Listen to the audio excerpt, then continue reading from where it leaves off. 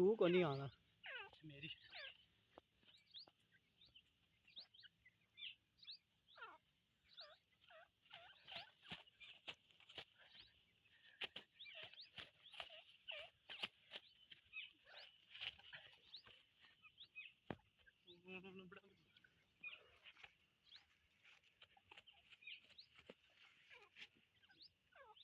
ਭਾਈ ਦੇ ਦੇ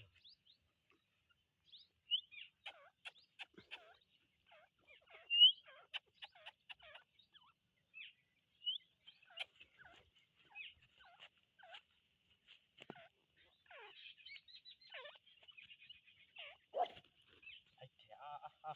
ਸਹੀ ਜੀ